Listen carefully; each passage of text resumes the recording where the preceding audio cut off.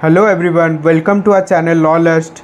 My name is Prajwal, a final year law student from Faculty of Law, Delhi University. Today we are going to continue our landmark case series from Evidence Act. The name of the case is R.M. Malkani vs. State of Maharashtra.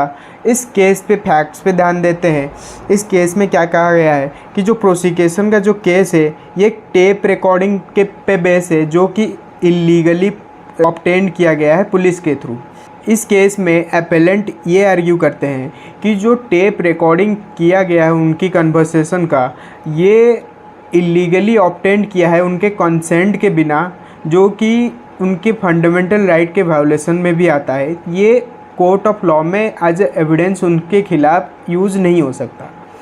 तो इस case में जो main issue है वो ये है कि जो इलीगली ऑब्टेन्ड किया गया एविडेंस है जो कि टेप रिकॉर्डिंग, क्या ये कोर्ट में एज एविडेंस प्रूफ हो सकता है या नहीं हो सकता है।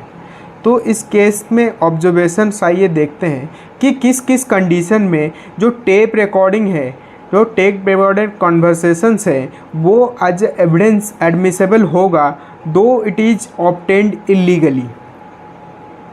इस केस में सुप्रीम कोर्ट ये कहता है कि जो रिकॉर्डेड कन्वर्सेशन है वो एक्सेप्टेड एज एविडेंस वो हो सकता है। जो कन्वर्सेशन हो रहा है टेप रिकॉर्डिंग में वो केस से रिलेटेड होना चाहिए, जो एक्यूरेसी है ना वो 100% होना चाहिए, वो आइडेंटिफाई होना चाहिए कि हाँ ये इसकी वॉइस है, और वहाँ पे कोई टेम्परिंग ना हुआ हो, और वहाँ पे कोई भी उसकी कोई भी पार्ट मिसिंग ना हो। बेसिकली कोर्ट ये कहना चाहता है कि जो रिकॉर्डेड एविडेंस है वो किसी भी तरह से भी छेड़खानी उसमें नहीं हुआ हो।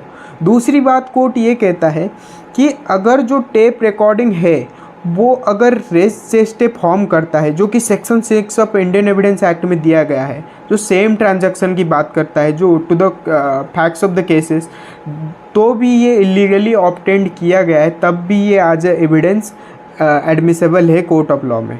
फिर ये कोर्ट इस बात पे भी ध्यान देता है अगर कोई tape recorded conversation closely connected to the facts of the case है, जो डायरेक्टली कनेक्टेड है या क्लोजली कनेक्टेड है, वो भी एडमिसेबल है एज ए एविडेंस।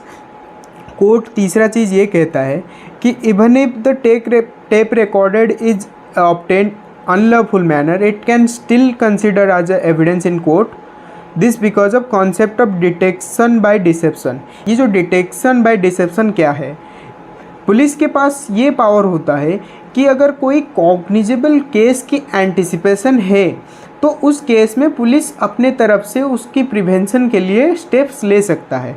तो इस केस में पुलिस को पावर है कि वो टेप रिकॉर्डेड कन्वर्सेशन को रिकॉर्ड कर सकता है उनके कंसेंट के बिना, क्योंकि वहाँ पे एक कॉग्निजेबल ऑफेंस का डिस्क्लोज होने वाला है, इससे एंटिसिपेशन है पुलिस को। तो उस केस में पुलिस के पास पावर है ये एविडेंस कलेक्ट करने के लिए। तो इस स्टेटमेंट को सुप्रीम कोर्ट एक केस के जो केस प्रेसिडेंट्स के ज़रिए ये कहता है कि मगराज पटोदिया वर्सेस R.K. बिरला में ये प्रूव हुआ था, ये कहा गया था कि जो इम्प्रॉपर और इलीगल मेथड्स में जो एविडेंस एक्वायर किया गया है, जो डॉक्यूमेंट एक्वायर किया गया है, अगर वो जेन्युइन और रिलेवेंट है to the facts of the cases, वो एडमिसेबल है as a evidence in court of law. लेकिन लास्टली कोर्ट ये कहता है कि जब हम इस तरह के एविडेंसेस एडमिसेबल करते हैं कोर्ट ऑफ लॉ में, उससे पहले हमें कुछ चीज़ों को ध्यान देना पड़ेगा, जैसे कि रिलायबिलिटी ऑफ एविडेंस, जो सोर्स है उसकी वो किस तरह से टेम्पर ना हुआ हो, या फिर किस तरह की इंड्यूसमेंट या फिर कुछ कोई उसमें छेड़खानी ना हुआ हो, उसको करेक्टली एम्फसाइज़ करना पड़ेगा कि ये सही है कि नहीं है, उसको देखना पड़ेगा सही तरीके से।